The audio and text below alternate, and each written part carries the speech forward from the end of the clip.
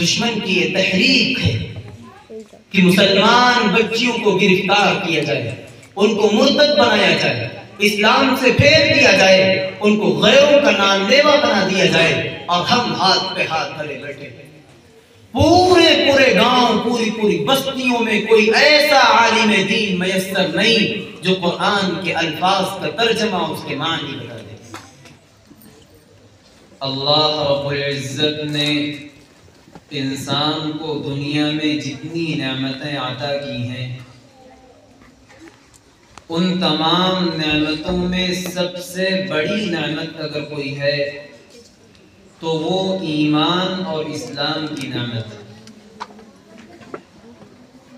نبی کریم صلی اللہ علیہ وسلم نے ارشاد فرمایا، بنی الاسلام علی خمس، کہ اسلام کی بنیاد 5 چیزیں ہیں۔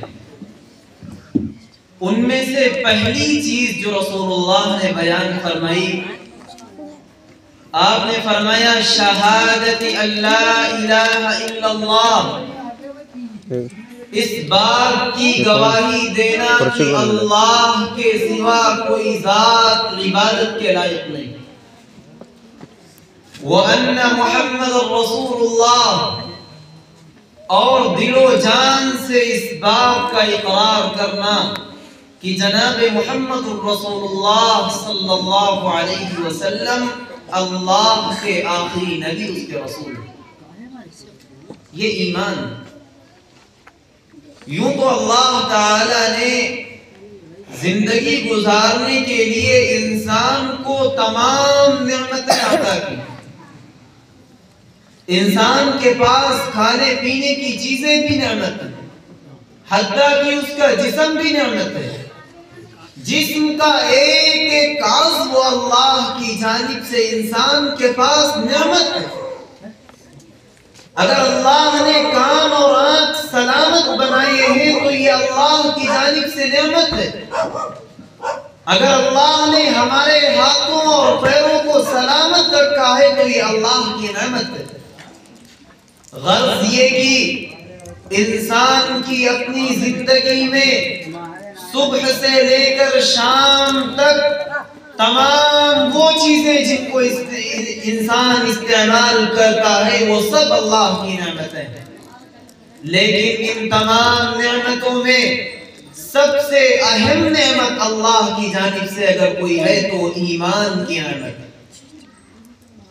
یہی وجہ ہے کہ وہ 5 چیزیں جن پر اسلام کی بنیاد بنائی گئی، ان میں سے پہلی چیز رسول اللہ نے ایمان کو قرار دیا۔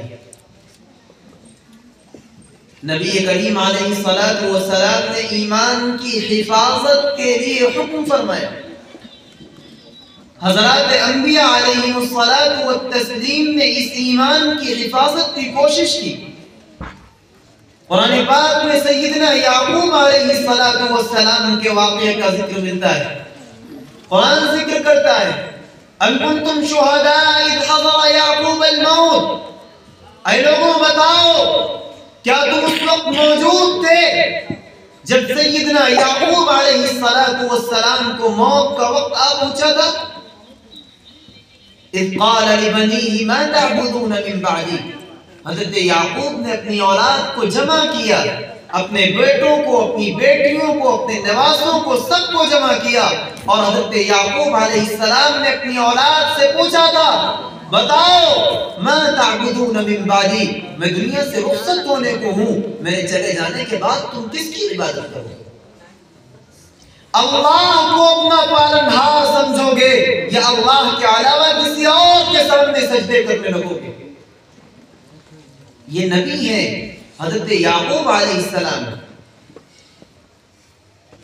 نبی اپنی اولاد کو یہ سکھلا رہے ہیں کہ میرے بچوں سنو، میرے بعد تمہیں عبادت کس کی کرنی، تمہیں کس ذات پر ایمان رکھنا ہے۔ ان بچوں کو نصیحت کی جا رہی ہے جن کا باپ نبی ہے، جن کا دادا نبی ہے، جن کا چچا نبی ہے، خاندان نبوت میں پیدا ہونے والے بچوں کو یہ تعلیم دی جا رہی ہے کہ بچوں اپنے ایمان کی حفاظت کرتے رہنا۔ حضرت یعقوب علیہ السلام نے اپنی اولاد سے دریافت کیا ما تعبدون من بعدی، میرے بعد عبادت کس کی کرو گے؟ میرے لیے سجدہ کرو گے یا مزاروں پہ سجدے کرو گے؟ میرے نام پر نظر و نیاز مانو گے یا کسی غیر کے نام پہ نظر و نیاز چڑھاؤ گے؟ میرے بچوں بتاؤ، سجدے میرے نام پہ کرو گے یا کسی پیر و فقیر مرشد و بابا کے نام پہ سجدے کرو گے؟ نبی کی اولاد بہرحال نبی کی اولاد ہوتی ہے، انہوں نے وہی جواب دیا جس کی امید تھی. کہنے لگے قالوا نعبد الہک و الہ آبائک، ابا جان ہم اس پروردگار کی عبادت کریں گے جو آپ کا بھی رب ہے اور آپ سے پہلوں کا رب ہے. ہم اس کی عبادت کریں گے جس کی عبادت آپ نے کی ہے، اس کی عبادت میں کسی کو شریک نہیں ٹھہرائیں گے. اللہ رب العزت نے انسانیت کو مخاطب کیا، حضرات انبیاء نے اپنی اولاد کو خطاب دیا اور فرمایا کہ تمہیں موت نہ آنی چاہیے اس وقت تک جب تک تمہارے دلوں میں ایمان کی شمع روشن نہ ہو. کہیں ایسا نہ ہو کہ تمہیں موت آ پڑے اور تمہارا دل ایمان سے عاری اور خالی ہو. حضرت نوح علیہ السلام نے اپنی اولاد کے لیے دعائیں کی تھی. حضرت ابراہیم علیہ السلام کے واقعات میں ایمان کی تازگی. معلوم یہ ہوا کہ انبیاء کی ایک بڑی جماعت اپنی اولاد کے ایمان کی فکر کو لے کر کے متفکر اور بیدار نظر آتی. حضرات انبیاء نے اس ایمان کے لیے محنتیں کی، کوششیں کی اور یہ جد و جہد کی کہ کس طرح ہمارے بعد ہماری نسلوں میں ایمان باقی رہے. آج امت مسلمہ، وہ لوگ جو اسلامی ماحول میں پروان چڑھے، وہ لوگ جو مسلمان گھرانوں میں پیدا ہوئے، جن کے ماں باپ نے ان کا نام مسلمانوں والا رکھ دیا، ان کے نام کے ساتھ محمد، احمد اور علی لگا دیا گیا، وہ یہ سمجھ بیٹھے ہیں کہ ہم ایمان کے ٹھیکیدار ہیں. ایمان ہمارے گھر کی اپنی چیز ہے، اس کی حفاظت کی کوئی ضرورت نہیں. دنیا کی ایک چیز کی حفاظت کی جاتی ہے، گھر کے ساز و سامان کی حفاظت کی جاتی ہے، گاڑی کی حفاظت کی جاتی ہے، بنگلے کی حفاظت کی جاتی ہے، مسجد میں جاتے وقت اپنے چپلوں کی آدمی حفاظت کرتا ہے. اگر کسی چیز کی حفاظت نہیں ہے تو وہ صرف اور صرف ایمان کی حفاظت ہے. ہم اس لیے بے فکر ہو جاتے ہیں اور یہ سوچ لیتے ہیں کہ ہم تو مسلمانوں کے گھرانوں میں پیدا ہوئے، ہمارا ایمان کون چھین سکتا ہے. ہم بے فکر ہو جاتے ہیں کہ ہم تو باپ دادا سے مسلمان ہیں، ہمیں اسلام سے کون پھرا سکتا ہے. آپ بتائیے کیا ہمارا ایمان انبیاء کی اولاد سے زیادہ مضبوط ہے؟ کیا ہم اپنی اولاد کے سلسلے میں حضرات انبیاء سے زیادہ بھروسہ کر سکتے ہیں؟ سیدنا نوح علیہ السلام زمین پر 950 سال تک اللہ کے حکم سے نبوت کی، لیکن آپ دیکھیے حضرت نوح علیہ السلام کا بیٹا کافر ہو جاتا ہے. جہاں انبیاء کی اولاد محفوظ نہ ہو تو کیا ہم اور آپ صرف یہ بھروسہ کر کے بیٹھ سکتے ہیں کہ ہم مسلمانوں کے گھروں میں پیدا ہوئے، ہم مسلمان ہیں، ہماری آنے والی نسلیں بھی مسلمان ہوں؟ اس کی کوئی ذمہ داری نہیں ہے. جب نبی کی اولاد کافر ہو سکتی ہے، نبی کا بیٹا اسلام سے پھر سکتا ہے، نبی اپنی اولاد کو بٹھا کر یہ سوال و جواب کر رہے ہیں کہ بیٹا بتاؤ تم میرے بعد کس کی عبادت کرو گے، تو کیا ہماری یہ ذمہ داری نہیں بنتی کہ ہم اپنی اولاد سے یہ سوال و جواب کریں کہ بیٹا تمہارا رب کون، تم کس کی امت میں ہو، تمہیں کس نے پیدا کیا ہے، زمین و آسمان کے نظام کو کون چلاتا ہے. آج امت مسلمہ میں اگر سب سے زیادہ لاپرواہی کسی چیز میں ہے تو وہ اپنی نسل نو کے ایمان کی حفاظت کے سلسلے میں. ہم نے تعلیم کی فکر کی، ہمارے بچے تعلیم یافتہ ہوئے، ہم نے اچھے گھرانے کی، اچھے رہن سہن کی فکر کی، تمام چیزیں بہتر سے بہتر ثابت ہوتی چلی گئی، لیکن ایمان کی حفاظت کی فکر ہم نے چھوڑ دی۔ نتیجتاً ہماری اولاد، ہماری نئی نسل کے بچے مسلمان ہونے کے باوجود غیر مسلموں کا لبادہ ہو رہے ہیں۔ حضرات صحابہ نے اس ایمان کی فکر کی۔ اگر آدمی مسلمان ہے، اس کے دل میں ایمان کی شمع روشن ہے، وہ نماز نہ پڑھتا ہو، روزے نہ رکھتا ہو، گالیاں بکتا ہو، جھوٹ بولتا ہو، ہزار گناہ کر لے، لیکن جب توفیق ملے گی توبہ کرے گا، اللہ معاف کر دے گا۔ لیکن وہ آدمی جس کے دل میں ایمان نہ ہو، وہ لاکھ سجدے کر لے، لیکن اللہ کی بارگاہ میں کسی ایک سجدے کا اعتبار نہیں۔ آدمی اللہ کو ایک نہ مانے، اس کے رسول کو رسول نہ مانے، اس کی کتاب قرآن کو کتاب نہ مانے، اور دن بھر نمازیں پڑھے، تسبیحات پڑھے، روزے رکھے، تلاوت کرے، کوئی فرق نہیں پڑتا اس کی عبادت سے۔ اللہ کو ایسے سجدوں کی کوئی ضرورت نہیں۔ فرمایا بنی الاسلام علی خمس، 5 چیزیں اسلام کی بنیاد میں شامل ہیں۔ ان میں سے پہلی چیز رسول اللہ نے فرمایا شہادت اللہ الہ الا اللہ۔ سب سے پہلے آدمی یہ یقین رکھے کہ اللہ کے سوا کوئی عبادت کے لائق نہیں، اللہ ایک ہے، اس کا کوئی شریک و ساتھی نہیں، اس کا کوئی ہمسر و برابر نہیں۔ اس عقیدے کی مضبوطی کے بعد انسان جو کام کرے گا وہ کام اللہ کے نزدیک مقبول ہوگا، اور اگر انسان کے دل میں یہ عقیدہ نہیں ہے تو اس کی تمام عبادتیں بیکار ہو جاتی ہیں۔ آج ہم نے ایمان کی فکر چھوڑ دی۔ صحابہ کرام رضوان اللہ علیہم اجمعین کے واقعات کو پڑھیے، کس طرح شدت اور تکلیف کے عالم میں رہنے کے باوجود انہوں نے ایمان کی حفاظت کی فکر کی۔ حضرت بلال حبشی رضی اللہ عنہ اسلام لانے سے پہلے غلام ہوا کرتے تھے۔ روپیے پیسے کے مالک تو کیا ہوتے، اپنے جسم کے مالک نہ تھے۔ حضرت بلال حبشی رضی اللہ عنہ ایک شخص کی غلامی میں ہے، وہ روز ستاتا ہے، روزانہ مجبور کرتا ہے، مارتا اور پیٹتا ہے۔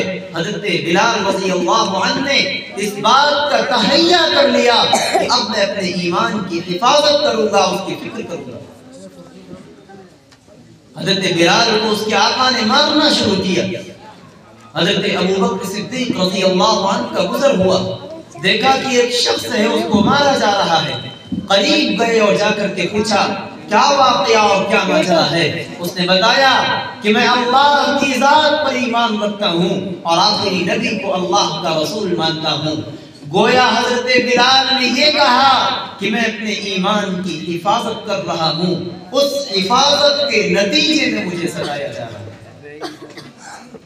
حضرت ابوبکر صدیق رضی اللہ عنہ ایک روز گزرے یہی دیکھا، دوسرے دن گزرے پھر یہی دیکھا، تیسرے دن گزرے پھر یہی دیکھا۔ سرور دو عالم جناب رسول اللہ صلی اللہ علیہ وسلم کی خدمت میں حاضر ہوئے، عرض کیا یا رسول اللہ، ایک حبشی شخص ہے، کالا کلوٹا ہے، غلام ہے، درہم و دینار تو کیا اپنے جسم کا مالک نہیں ہے، لیکن وہ اللہ کی ذات پر ایمان رکھتا ہے۔ میں یہ چاہتا ہوں کہ اس غلام کو خرید کر آزاد کر دوں۔ سنو مسلمانوں، ایمان کی حفاظت کا یہ نتیجہ ہوا۔ رسول اللہ نے فرمایا ابو بکر اس غلام کو خریدو اور اس کی خریداری میں میرا بھی حصہ دینا۔ سیدنا حضرت بلال حبشی رضی اللہ عنہ کو خریدا گیا۔ اسلام کے پہلے مؤذن، وہ بلال جس کو آج تک مکہ کی گلیوں میں ستایا گیا، ان کو مارا گیا، ان کو تکلیفیں پہنچائی گئی، آج فتح مکہ کا دن ہے، رسول اللہ نے حضرت بلال کو بلایا اور فرمایا بلال کعبے کی چھت پر چڑھ جاؤ اور آواز بلند کرو، اللہ اکبر اللہ اکبر، اشہد ان لا الہ الا اللہ، اشہد ان لا الہ الا اللہ۔ یہ سیدنا حضرت بلال حبشی ہیں جو پٹنے کے بعد، تکلیفیں اور مصائب برداشت کرنے کے بعد اپنی ایمان کی حفاظت کرتے کرتے اس مقام تک پہنچے ہیں کہ آج کعبۃ اللہ کی چھت پر کھڑے ہوئے اذان کے کلمات کہہ رہے ہیں اور کوئی دشمن طاقت حضرت بلال کو روکنے والی نہیں۔ حضرت خبیب رضی اللہ عنہ کو دشمنوں نے گرفتار کر لیا، ان کو پکڑ لیا، سولی پہ چڑھانا چاہا اور ان سے کہا کہ بتاؤ تمہاری کوئی آخری خواہش ہے؟ سیدنا حضرت خبیب رضی اللہ عنہ فرماتے ہیں کہ ہاں مجھے 2 رکعت نماز پڑھنی ہے۔ دشمنوں نے اجازت دی، اپنے ایمان کی تازگی کی خاطر حضرت خبیب رضی اللہ عنہ نے 2 رکعت نماز پڑھی اور دعا فرمائی، اللہم احصہم عددا، اے اللہ ان دشمنوں کے سروں کی تعداد کو گن لیجئے، وَلَا تَبْقِ مِنْهُمْ أَحَدًا، اللہ کے دشمن جو آج میرے اوپر ظلم کرنے آئے ہیں، اللہ اگر یہ میرے اوپر ظلم کریں تو ان میں سے کسی کو نہ چھوڑنا۔ صحیح بخاری میں اس کو محفوظ کیا گیا۔ آپ دیکھیے تاریخ بتاتی ہے کہ ان دشمنوں کو اللہ رب العزت نے صفحہ ہستی سے مٹا دیا۔ صحابہ نے اپنے ایمان کی فکر کی۔ حضرت سلمان فارسی رضی اللہ عنہ ایک امیر ترین گھرانے کے آدمی تھے، ان کا باپ بڑا ذمہ دار تھا، دین حق کی تلاش میں اپنے گھر سے نکل گئے، یہ عزم کیا کہ اب ہم تلاش کریں گے کہ دنیا میں اچھا اور سچا مذہب کون سا ہے۔ اس کی تلاش میں نکلے، ایک ظالم آدمی نے حضرت سلمان فارسی کو گرفتار کر لیا اور گرفتار کرنے کے بعد غلام بنا کر کے دوسرے کے ہاتھ فروخت کر دیا۔ حضرت سلمان فارسی گھر کے اعتبار سے مضبوط زمیندار قسم کے آدمی، جبرن ان کو گرفتار کر دیا گیا اور غلام بنا کر کے ان کو فروخت کر دیا گیا۔ حضرت سلمان فارسی رضی اللہ عنہ خود فرماتے ہیں انا من رام ہرمز، کہ میں رام ہرمز کا رہنے والا تھا، اور ایک نہیں 2 نہیں، فرمایا 19 من رب الى رب، 10 سے 11 آدمیوں کے پاس غلام بن کے حضرت سلمان فارسی رضی اللہ عنہ پہنچے۔ ایک نے دوسرے کو بیچا، دوسرے نے تیسرے کو بیچا، نتیجتاً حضرت سلمان فارسی رضی اللہ عنہ غلامی کے دور میں رہتے رہتے 10 سے 11 لوگوں کے پاس انہوں نے غلامی کی اور ہر دور میں ایمان کی، اسلام کی اور دین حق کی تلاش میں جاری رہے۔ یہ کوششیں کرتے رہے کہ کب صحیح مذہب، صحیح دین، صحیح عقائد بتانے والا ہمیں ملے گا، دین حق کی رہنمائی کرنے والا کب اور کون ہمیں ملے گا۔ حضرات محدثین لکھتے ہیں کہ اسی دوران حضرت سلمان کو مدینہ المنورہ میں فروخت کر دیا گیا۔ ادھر رسول اللہ صلی اللہ علیہ وسلم مکہ المکرمہ میں بطور نبی تشریف لا چکے ہیں، آپ کی نبوت کا اعلان ہو چکا ہے۔ سلمان فارسی ایک غلام ہے، غلام ہونے کی وجہ سے کہیں کا سفر نہیں کر سکتے، ان کو معلوم نہیں کہ کوئی نبی ہے جو نبوت کا دعویٰ کرتا ہے، اللہ کی تعلیمات دیتا ہے، اس پر اللہ کی جانب سے وحی آتی ہے۔ جب اہل مکہ نے رسول اللہ کو مجبور کیا اور آپ ہجرت پر مجبور ہو گئے، مکہ المکرمہ کو آپ نے الوداع کہا اور مدینہ المنورہ تشریف لائے۔ آپ علیہ السلام جب مدینے آ کر کے پہنچے ہیں تو کیا دیکھتے ہیں کہ حضرت سلمان فارسی رضی اللہ عنہ ایک شخص کے ابھی غلام ہیں اور اس کا آقا کھجور کے باغات میں ان کو لیے ہوئے ان سے کچھ کام کروا رہا ہے۔ اتنے میں اس آقا کا چچا زاد بھائی دوڑتا ہوا آیا اور اس نے کہا چچا جان، ایک شخص مدینے میں آیا ہے اور وہ کہتا ہے کہ میں اللہ کا آخری نبی، وہ نبی جس کی بشارت تمہاری کتابوں میں دی گئی ہے، میں وہی نبی ہوں۔ حضرت سلمان فارسی کھجور کے درخت پہ ہیں اور اس شخص کی بات کو سن رہے ہیں، اس کے چچا کی اور اس کی گفتگو کو آپس میں سن رہے ہیں۔ حضرت سلمان فارسی کو مدت سے تلاش تھی ان جملوں کی کہ کوئی دین حق کا بتانے والا ہمیں مل جائے۔ آج وہ جملے سننے کی نوبت آئی کہ کوئی شخص ہے جو مذہب حق کا پرچم دنیا میں بلند کر رہا ہے۔ حضرت سلمان موقع کی تلاش میں رہے اور ایک دن موقع پا کر کے رسول اللہ کی خدمت میں حاضر ہوئے اور عرض کیا، آپ اللہ کے رسول ہیں، آپ کے پاس چند لوگ جمع ہیں، میں نے یہ سنا ہے کہ آپ کے پاس کھانے پینے کی کوئی چیز نہیں ہے، میں آپ کے لیے کچھ کھجوریں لے کر کے آیا۔ حضرت سلمان فارسی رضی اللہ عنہ نے یہ سنا ہوا تھا کہ جو آخری نبی ہوں گے ان کی 3 علامتیں ہوں گی۔ پہلی علامت یہ ہوگی کہ وہ صدقے کا مال قبول نہیں کریں گے۔ دوسری علامت یہ ہوگی کہ اگر ہدیہ ان کو پیش کیا جائے گا تو اس کو قبول کر لیں گے۔ اور تیسری علامت یہ ہوگی کہ ان کی پیٹھ پر ایک مہر ہوگی جس کو مہر نبوت کہا جاتا ہے۔ جس شخص کے اندر یہ 3 اوصاف اور علامات پائی جائیں گی وہ شخص آخری نبی ہوگا اور وہی اس دنیا میں اللہ کے پرچم کو بلند کرے گا۔ حضرت سلمان فارسی رضی اللہ عنہ پہنچے اور فرمایا کہ یہ کچھ کھجوریں میں آپ کی خدمت میں لایا ہوں، یہ کھجوریں صدقے کی ہیں، آپ اس کو قبول فرمائیں۔ رسول کریم علیہ السلام نے فرمایا کہ میں صدقہ قبول نہیں کرتا، میں صدقہ نہیں کھاتا ہوں۔ حضرت سلمان فارسی کا دل مطمئن ہوا پہلی علامت پر کہ وہ پہلی علامت جو یہودیوں نے آخری نبی کی بتلائی تھی کہ وہ صدقے کا مال نہیں کھائیں گے، یہ شخص بھی صدقے کا مال نہیں کھاتا، شاید کہ یہ وہی پیغمبر وہی نبی ہے جو دنیا میں آخری نبی بن کر آنے والا ہے۔ واپس چلے گئے، ایک زمانہ گزرا، پھر کچھ کھجوریں لے کر کے حاضر ہوئے اور عرض کیا کہ یہ کھجوریں بطور ہدیہ میری طرف سے ہیں، آپ اس کو قبول فرمائیں۔ رسول اللہ نے اس کو قبول فرمایا، خود بھی کھایا، حضرات صحابہ نے بھی اس کو کھایا۔ حضرت سلمان فارسی کا دل پھر ایک مرتبہ مطمئن ہوا کہ وہ دوسری علامت جو نبی کے آخر الزمان کی بیان کی گئی تھی وہ علامت بھی اس شخص کے اندر پائی جاتی ہے۔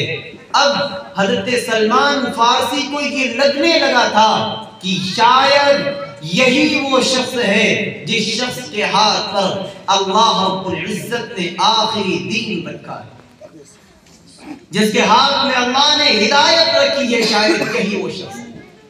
ایک زمانہ گزر جانے کے بعد ایک دن پھر تیسری علامت کو تلاش کرنے کے لیے حضرت سلمان فارسی رضی اللہ عنہ تشریف لائے۔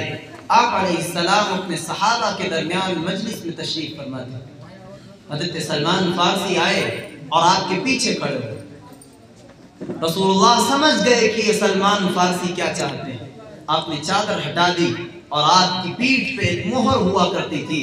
حضرت سلمان فارسی کی جیسے ہی اس پر نظر پڑی فوراً اس کو چومنے لگے اور رونے لگے۔ رسول اللہ نے فرمایا سلمان کیا واقعہ ہے، بتاتے کیوں نہیں؟ آپ کو آگے بلایا، رسول اللہ نے ان کو آگے بلایا اور آئے اور بتانے لگے یا رسول اللہ میں رام ہرمز کا رہنے والا ہوں، میرا نام سلمان ہے، میں دین حق کی تلاش میں نکلا تھا، 19 من وقب الى وقب، مجھے لوگوں نے غلام بنایا، غلام بنا کر کے یکے بعد دیگرے مجھے ایک دوسرے سے فروخت کرتا جاتا رہا، بیچا جاتا رہا، مدتوں سے جس کی مجھے تلاش تھی آج مجھے وہ مل گیا ہے۔ مجھے نہیں احساس ہے کہ میری آنکھ سے نکلنے والے آنسو یہ خوشی کے آنسو ہیں، یہ میری آنکھ سے نکلنے والا آنسو یہ غم کے لیے نکل رہا ہے۔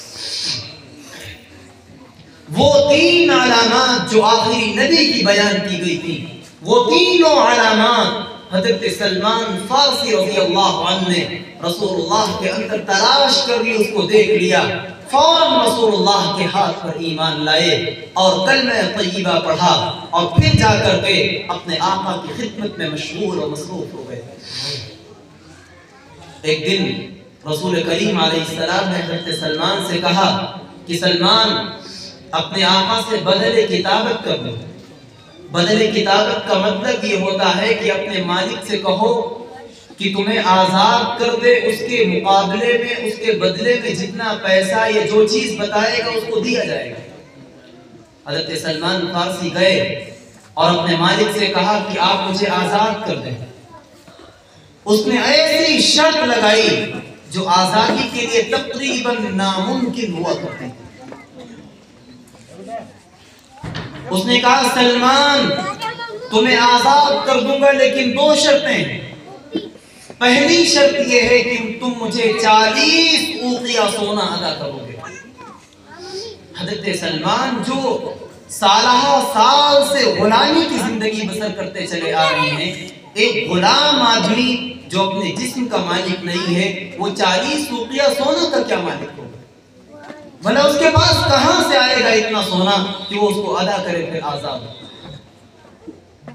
اور کہنے لگا میری دوسری شرط یہ ہے، تم کھجور کے 300 درخت لگاؤ گے، وہ درخت بڑے ہوں گے، بڑے ہونے کے بعد جب ان میں پھل آنے لگے گا تب تمہیں آزاد کروں گا۔ ایسی 2 شرطیں جن کا پورا ہونا ان کی زندگی میں تقریباً ناممکن ہے۔ کھجور کا درخت ایک زمانے کے بعد بڑا ہوتا ہے، پھر اس میں پھل آتا ہے۔ رسول کریم علیہ السلام کی خدمت میں حاضر ہوئے، عرض کیا یا رسول اللہ میرے مالک نے بدل کتابت تو کیا ہے لیکن اس نے کہا ہے کہ 300 درخت لگاؤ گے، جب وہ پھل دینے لگیں گے اس کے بعد 40 اوقیہ سونا ادا کرو گے تب تمہیں آزاد کریں گے۔ اللہ کے رسول نے فرمایا سلمان اسے قبول کر لو۔ حضرت سلمان فارسی نے اس کو قبول کر لیا۔ نبی کریم علیہ السلام خود تشریف لے گئے اور اپنے مبارک ہاتھوں سے رسول اللہ نے کھجور کے 300 درخت لگائے۔ 1 سال ابھی گزرا تھا، صرف 1 سال کی مدت میں وہ کھجور کے درخت پھل دینے لگے۔ یہ رسول اللہ کا ایک زندہ معجزہ تھا اہل مدینہ کے سامنے۔ ناممکن سی بات تھی کہ کھجور کا درخت 1 سال میں پھل دینے لگے۔ رسول اللہ کے ہاتھوں کی برکت تھی، یہ آپ کا معجزہ تھا جو رہتی دنیا تک زندہ معجزہ ثابت ہوا کہ آپ نے کھجور کے درخت لگائے، 1 سال گزرا تھا وہ درخت پھل دینے لگے۔ ایک دن ایک شخص تشریف آیا اور اس نے رسول اللہ کو ایک انڈے کی بقدر سونا ہدیہ پیش کیا۔ رسول اللہ نے حضرت سلمان کو بلایا اور کہا کہ سلمان یہ سونا لو اور اپنے مالک کو جا کر کے دے دو اور آزاد ہو جاؤ۔ حضرت سلمان فارسی رضی اللہ عنہ کہنے لگے یا رسول اللہ اس نے 40 اوقیہ سونا کی شرط لگائی ہے، یہ تھوڑا سا سونا ہے کیسے پورا ہوگا؟ اللہ کے رسول نے فرمایا سلمان لے جاؤ اللہ اس کو پورا کر دے گا۔ حضرت سلمان اس کو لے کر کے چلے۔ حضرات محدثین نے لکھا، تاریخ کی کتابوں میں لکھا گیا وہ کم مقدار کا سونا جب اس کو وزن کیا گیا تو ٹھیک 40 اوقیہ کی بقدر نکلا۔ حضرت سلمان فارسی نے اس کو ادا کیا۔ یہ دونوں شرطیں جو ناممکن تھی رسول اللہ کے معجزے کے طور پر پوری ہوئی اور حضرت سلمان فارسی رضی اللہ عنہ اس طرح غلامی کی زندگی سے آزاد ہوئے اور پھر اسلام کی دولت سے مالا مال ہوئے۔ آپ دیکھیے ایک صحابی رسول جو ایمان کی تلاش میں نکلا، اس کو غلام بنایا گیا، بیچا گیا، لیکن مسلسل کوشش اور جد و جہد کے بعد اس موقع تک، اس نتیجے تک آپ پہنچے کہ ان کو دین حق مل گیا، وہ کامیاب ہو گئے۔ تو یہ حضرات صحابہ کی محنت تھی اپنے ایمان کی حفاظت کے لیے، اپنے دین کو بچانے کے لیے۔ رسول اللہ نے ارشاد فرمایا کل مولود یولد علی فطرت الاسلام، اللہ کی جانب سے پیدا ہونے والا ہر بچہ فطرت اسلامی پر پیدا ہوتا ہے۔ اللہ کسی کو یہودی، عیسائی اور نصرانی بنا کر کے پیدا نہیں کرتا۔ اللہ کی جانب سے پیدا ہونے والا بچہ مذہب اسلام پر پیدا ہوتا ہے۔ فَأَبَوَاهُ يُهَوِّدَانِهِ، اگر اس کا باپ یہودی ہوتا ہے تو اپنے بچے کو یہودی بنا دیتا ہے۔ او يُنَصِّرَانِهِ، اس کا باپ نصرانی ہوتا ہے تو اپنے باپ کو اپنی اولاد کو نصرانی بناتا ہے۔ او يُمَجِّسَانِهِ، اگر اس کا باپ مجوسی ہوتا ہے، آپ کا پجاری اور پرستار ہوتا ہے تو اپنی اولاد کو ویسا ہی بنا دیتا ہے۔ मालूम ये हुआ कि बच्चे जिस तरह के घराने में जन्म लेते हैं वो वैसे ही बन के तैयार। हमें देखना ये है कि हमारा ईमान कितना सलामत है, क्या हमारा ईमान महफूज है, क्या हमारा घराना ईमान और इस्लाम की दौलत से मुनव्वर और रोशन है या नहीं। अगर हमारे घर इस्लाम की दौलत और नेमत से चमक रहे हैं तो हमारी आने वाली नस्लें इस्लाम की दौलत से चमकती रहेगी। अगर हमारे घराने इस्लाम की दौलत से खाली हो गए तो सुनो, बच्चा जिस माहौल में पैदा होता है वो वैसा ही रूप अपनाता है और वैसा ही बन के तैयार होता है। अगर हमारे घरों का माहौल खराब हुआ, ईमानी माहौल ना हुआ, तो कल को हमारे आने वाले बच्चे मुसलमान तो जरूर कहलाएंगे लेकिन उनके सीनों में ईमान महफूज नहीं है। आज उम्मत मुस्लिमा ईमान से बिल्कुल लापरवाह है। सिर्फ ये सोच कर बैठ गए कि अभी हमारी मस्जिदों से अजानें होती हैं, अभी हमारी नमाजों पर पाबंदियां नहीं लगी, अभी हमें मुसलमानों वाला नाम रखने की इजाजत है। अल्लाह के बंदों, मेरे बुजुर्गों, मेरे नौजवानों, आप देखिए और जायजा लीजिए, आप दूर न जाइए, आप अपने इलाके में, अपने घर में अपने बेटों को, अपनी बेटियों को जमा कीजिए, अपने खानदान के बच्चों और बच्चियों को जमा करो और उनसे पूछना, बेटा बताओ कलमे तय्यबा क्या है, बेटा बताओ तुम किसकी इबादत करते हो, तुम्हें किसने पैदा किया, इस्लाम क्या है, दीन किसको कहते हैं, रसूल किसका नाम है, शरीयत क्या होती है। मुसलमानों, मेरे बुजुर्गों, आप एक मर्तबा मेरे कहने पर ये काम करके देखिए। अंबिया ने इस काम को किया है, आप आज इस काम को कीजिए, आपका दिल रो उठेगा और आप ये फैसला और अंदाजा कर लेंगे कि हमारी आने वाले नस्लों की ईमान की हिफाजत की कोई जिम्मेदारी नहीं। 15 से 20 साल के नौजवान जवानी की उम्र गुजार रहे हैं, उनको ये नहीं पता कि इस्लाम क्या है।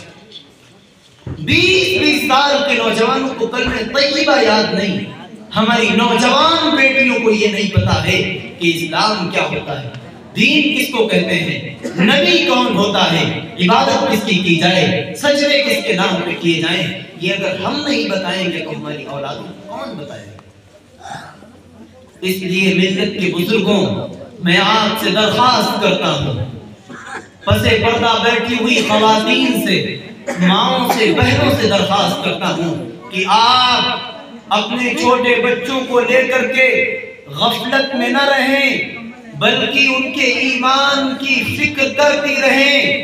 अगर आज हमने अपने बच्चों के ईमान की फिक्र न की तो मुस्तकबिल में जिन चैलेंजेस का सामना हमारे इन नई नस्ल के बच्चों को है, आप यकीन जानिए इनको हलाक होने से, ईमान से फिर जाने पर, मुर्तद हो जाने पर कोई ताकत रोक नहीं सकती।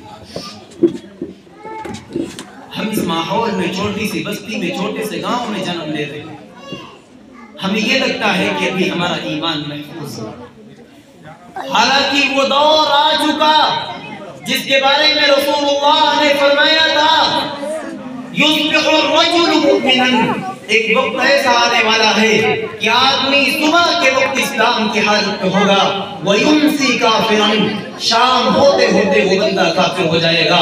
और एक शख्स वो भी होगा जो शाम को ईमान की हालत में होगा लेकिन सुबह होते होते वो बंदा काफिर हो जाएगा।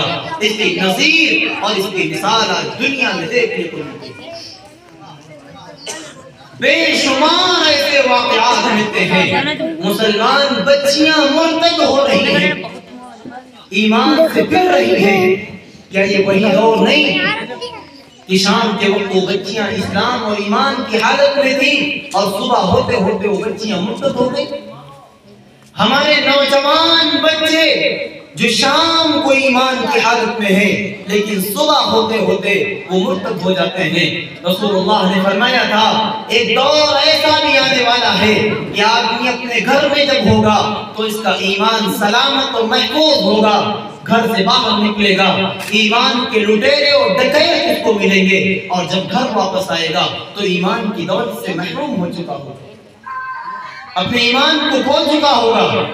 مسلمانوں یہ وہی دور آ چکا ہے، یہ وہ دور ہے جس کے بارے میں رسول اللہ نے فرمایا تھا یوشک ان یأتی علی الناس زمان، قریب ہے وہ زمانہ کہ آدمی پر ایک ایسا زمانہ آنے والا ہے لا یبقى من الاسلام الا رسمہ، جب اسلام کا صرف نام باقی رہ جائے۔ رسول اللہ نے فرمایا تھا لا یبقى من القرآن الا رسمہ، قرآن کے صرف الفاظ اور نقوش باقی رہ جائیں گے۔ آج وہ مسلمان جو اپنے آپ کو مسلمان ہونے کا دعوے دار، جس کا نام مسلمانوں والا نام ہے، جس کے محلے سے مساجد کی سے اذان کی آوازیں گونجتی ہیں، جس نے مسلمان ماں اور بہنوں کی گود میں جنم لیا ہے، جو کلمہ توحید کو جانتا ہے لیکن نمازیں نہیں پڑھتا، زکوٰۃ نہیں ادا کرتا، رسول اللہ نے فرمایا تھا کہ اسلام کا صرف نام باقی رہ جائے گا۔ آج مسلمان صرف نام کے مسلمان باقی رہے، لا یبقى من الاسلام الا رسمہ۔ وہی دور آ گیا جس دور کے بارے میں رسول اللہ نے فرمایا تھا اسلام کی صرف صورت باقی رہ جائے گی۔ جس طرح دنیا کی دوسری قومیں یہ سمجھتی ہیں، عیسائی یہ سمجھتے ہیں کہ عیسائی ایک قوم ہے اور ہم عیسائی ہیں، مجوسی یہ سمجھتے ہیں کہ مجوسی ایک قوم ہے اور ہم مجوسی ہیں، یہودی یہ سمجھتے ہیں کہ یہودی ایک قوم ہے اور ہم یہودی ہیں۔ اسی طرح مسلمانوں نے یہ سمجھ لیا کہ مسلمان ایک قوم کا نام ہے اور ہم مسلمان ایک قوم۔ یہ وہ دور آ چکا ہے جس کے بارے میں رسول اللہ نے فرمایا تھا لا یبقى من القرآن الا رسمہ، قرآن باقی ہوگا، اس کے پڑھنے والے باقی ہوں گے، لیکن اس کے الفاظ کو پڑھا جائے گا، اس کے معنی اور مفہوم کو کوئی نہیں جانے گا۔ پورے گاؤں، پوری بستیوں میں کوئی ایسا عالم دین میسر نہیں جو قرآن کے الفاظ کا ترجمہ اور اس کے معنی بتا دے۔ یہ وہ دور ہے جس کے بارے میں رسول اللہ نے فرمایا تھا قرآن کا صرف نقش باقی رہے گا، اس کی روحانیت ختم ہو جائے۔ رسول اللہ نے فرمایا تھا مساجدہم عامرہ، تمہاری مسجدیں آباد و شاداب نہیں ہوں گی، ان کی عمارتیں بلند و بالا ہوں گی، بڑی لمبی چوڑی عمارت، خوبصورت عمارتیں مساجد کی بنی ہوں گی، لیکن آپ نے فرمایا کہ وہ عمارتیں، مسجد کی عمارتیں وہ ویران ہوں گی، ولایت سے وہ ویران ہوں گی، ان کو کوئی آباد کرنے والا نہیں ملے گا۔ آج دنیا نے ترقی کی، کہیں سے کہیں تک مسلمانوں کی بستی، کوئی ایسی بستی نہیں جہاں پر مساجد نہ ہو۔ اللہ کا شکر ہے کہ مسلمانوں کی بستیاں مسجدوں سے آباد، مسجدیں بنی ہیں، لیکن ان مساجد کو آباد کرنے کے لیے مسلمان باقی نہیں ہے۔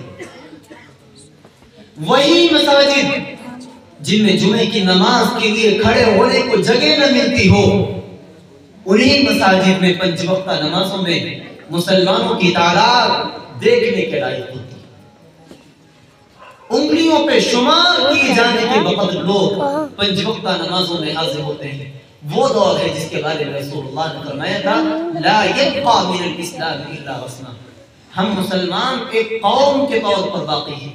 اسلام کی جو اصلی صورتحال تھی، جو اسلام کی اصل روحانیت تھی، ہم نے اس کو کھو دیا۔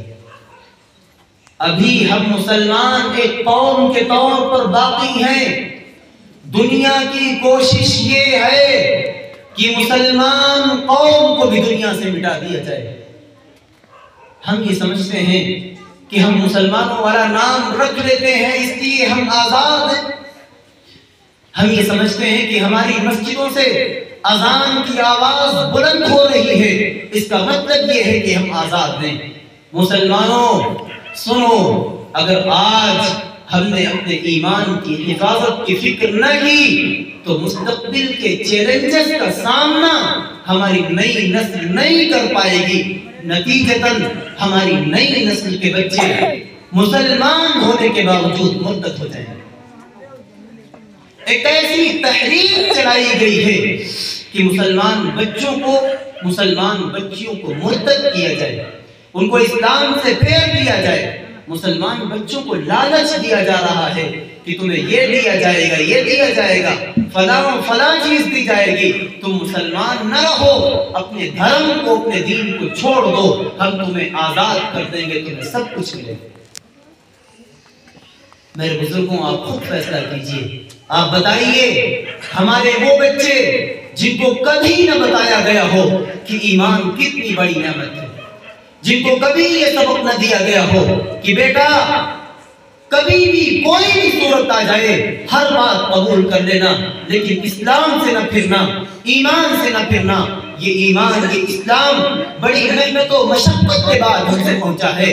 اگر یہ سبق نہ دیا گیا اور ہمارے ان بچوں کو دشمن تنظیموں نے لالچ دیا تو آپ یقین جانیے ہمارے ان بچوں کو مرتد ہونے سے دنیا کی کوئی طاقت نہیں روک سکتی۔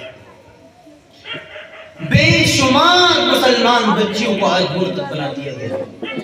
میرے پاس ڈیٹا موجود ہے، میں کام کرتا ہوں، لوگوں کو سمجھاتا ہوں، خواتین میں کام کرتا ہوں، کس طرح مسلمان بچیاں مرتد ہو رہی ہیں، ویڈیوز، آڈیوز، اور وہ ڈیٹا جو گورنمنٹ پاس کرتی ہے کہ کتنی مسلمان بچیاں غیر مسلموں کے ساتھ اس سال میں فرار ہو گئیں اور انہوں نے اپنا ایمان، اپنا دین، اپنا دھرم کھو دیا۔ میرے پاس اس کا ڈیٹا موجود ہے۔ ہم یہ سمجھتے ہیں آئے دن واقعات ملتے ہیں، فلاں بستی کی فلاں کی جاننے والی فلاں کے تعلق دار کی بیٹی آج فلاں غیر مسلم کے ساتھ چلی گئی، اور صرف یہ کہہ کر کے کہ بہت برا ہوا، اچھا نہیں ہوا، یہ کیا ہو گیا، اس طرح کے الفاظ کہنے کے بعد ہم سب خاموش بیٹھ جاتے ہیں۔ آئندہ کے لیے کوئی تیاری ہم نہیں کرتے ہیں۔ کیا کوئی ہے جو مجھے اس بات کی گارنٹی دے سکتا ہے کہ ایک بچی مرتد ہو گئی، وہ چلی گئی، آج ہمارے افسوس کر لینے سے، ہاتھ پر ہاتھ مل لینے سے اور چند الفاظ کہہ دینے سے آئندہ کوئی مسلمان بچی کسی غیر کے ساتھ فرار نہیں ہوگی؟ ہر روز یہ واقعات دیکھ رہے ہیں، 1 2 3 ایک لمبی تعداد مسلمان بچیاں مرتد ہوتی جا رہی ہیں۔ ہم اس فکر میں بیٹھے ہیں کہ ابھی اس کے گھر کو آگ لگی ہے، ابھی اس کی بیٹی بھاگی ہے، ابھی اس کی بہن فرار ہوئی ہے، ہمارے گھر میں تو نہیں ہے۔ کیا تب آنکھیں کھلے گی جب تمہارے گھروں کی بچیاں بھی فرار ہو جائیں؟ یاد رکھو مسلمانوں، ایک مرتبہ اگر کوئی بچی آپ کے گھر سے نکل گئی، آپ اس کو واپس نہیں آ سکتے، کیونکہ وہ جانتی ہے کہ اب گھر میں کوئی عزت نہیں ہے، معاشرے میں کوئی مقام نہیں ہے، ماں باپ کی نظروں میں کوئی اہمیت نہیں ہے۔ ایک مرتبہ گھر سے رخصت ہو جانے والی بچی کو آپ واپس نہیں لا سکتے۔ آپ کیوں نہیں ایسا لاہی عمل تیار کرتے ہیں؟ کیوں نہیں ایسی کوششیں کرتے ہیں کہ آپ کی مسلمان بچی کسی غیر مسلم کے ساتھ جائے؟ کیسے نہیں جائیں گی وہ بچیاں جن کو بتایا ہی نہیں گیا کہ اسلام کیا ہے؟ پیدا ہوئی، جاننے والی ہوئی، تھوڑا بہت سمجھا، شعور ہوا، گھر کے کام کاج میں مصروف ہو گئی، کچھ بڑی ہوئی تو ان کو رخصت کرنے کی نوبت آ گئی۔ آخر ان کو کیسے پتا چلے گا کہ ایمان کی دولت کوئی دولت؟ ان کو کیسا پتا چلے گا کہ اسلام ایک عظیم الشان نعمت ہے دنیا میں، اس کا کوئی بدل نہیں ہے؟ اس لیے کوئی بھی حالت، کوئی بھی سچویشن اور کنڈیشن آئے، ہمیں اسلام سے نہیں پھرنا ہے۔ انہیں اسلام کی اہمیت کا اندازہ نہیں تھا، وہ اسلام سے پھر گئی، مرتد ہو گئی۔ دشمن کی یہ تحریک ہے کہ مسلمان بچیوں کو گرفتار کیا جائے، ان کو مرتد بنایا جائے، اسلام سے پھیر دیا جائے، ان کو غیروں کا نام لیوا بنا دیا جائے، اور ہم ہاتھ پہ ہاتھ دھرے بیٹھے ہیں۔ ہم یہ سمجھتے ہیں کہ ایک بچی چلی گئی تھی، کیا کروڑوں کی تعداد میں مسلمان اس ملک میں آباد ہیں، کسی ایک بچی کے مرتد ہو جانے سے کیا بنتا ہے؟ میں کہوں گا کہ تمہاری نسلوں کا قصور ہے۔ کسی ایک بچی کے چلے جانے کا مطلب یہ نہیں کہ ایک مسلمان بیٹی مرتد ہو کر کے غیر مسلم بن گئی، بلکہ ایک مسلمان بچی کے مرتد ہو جانے کا، اسلام سے پھر جانے کا مطلب یہ ہے کہ آنے والی ایک نسل جو اس بچی کے ذریعے پروان چڑھے گی، وہ سب کے سب غیر مسلم بن جائے گی۔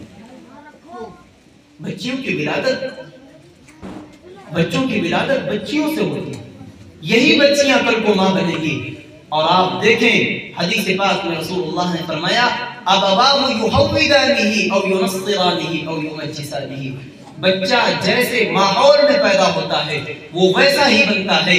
جس بچے کے ماں باپ مسلمان تھے وہ مسلمان بنا ہے. آپ مجھے بتائیے جو بچی مرتد ہو کر کے کسی غیر کے ساتھ چلی گئی ہے، کیا اس کے پیٹ سے جنم لینے والا بچہ مسلمان بن کر کے پیدا ہو، یا کوئی اس کو اسلام کی دعوت دینے چلا جائے؟ اس لیے میرے بزرگوں اور نوجوانوں، کرنے کا کام یہ ہے کہ ہم اپنے نوجوان بچوں کو جہاں سب کچھ سمجھاتے سکھاتے اور بتاتے ہیں، ایک مرتبہ اللہ کے لیے وہ سنت زندہ کر لو جس کو حضرت یعقوب علیہ السلام نے زندہ کیا تھا. اپنی اولاد کو جمع کیا تھا، ان سے پوچھا تھا ما تعبدون من بعدی، میرے بعد تم عبادت کس کی کرو گے؟ ایک مرتبہ کم سے کم اپنے بچوں کو جمع کرو اور ان سے پوچھو بچوں بتاؤ اللہ کون، محمد کون، ہمارا نبی کون ہے، دین کس کو کہتے ہیں، اسلام کس کو کہتے ہیں، ایمان کس دولت کا نام ہے. اگر ہم ایمان پہ رہیں گے تو کیا ملے گا، ایمان سے پھر جائیں گے تو ہمارا کیا بنے گا، جنت کیا ہے، جہنم کیا ہے، اسلام کے عقائد کیا ہے. اگر یہ چیزیں ہم نے اپنی اولاد کو بتا دی تو مستقبل میں ہماری نئی نسل کے ایمان کو کوئی خطرہ نہیں ہے. اگر یہی چیزیں آج ہم نے اپنے بچوں اور بچیوں کو نہیں بتائی تو مستقبل میں ہماری اولاد کے ایمان کے باقی رہنے کی کوئی ذمہ داری نہیں. اس لیے ہمیں کوشش یہ کرنی ہے کہ جہاں دنیا بھر کی تمام چیزوں کی ہم فکر کرتے ہیں، ہمیں اپنے ایمان کی فکر کرنی ہے. اور صرف اپنے ایمان کی نہیں بلکہ ہمیں یہ بھی فکر کرنی ہے کہ ہمارے بعد ہمارے گھروں کو، ہماری مسجدوں کو، ہمارے محلوں کو آباد کرنے والے جو نئے بچے ہوں گے ان کا ایمان کیسے سلامت رہے گا، کیسے محفوظ رہے گا. تو اس بات کی کوشش کریں کہ ہمارا بھی ایمان محفوظ رہے اور ہماری نسل نو کا بھی ایمان محفوظ رہے. اللہ رب العزت ہم سب کو عمل کی توفیق عطا فرمائے.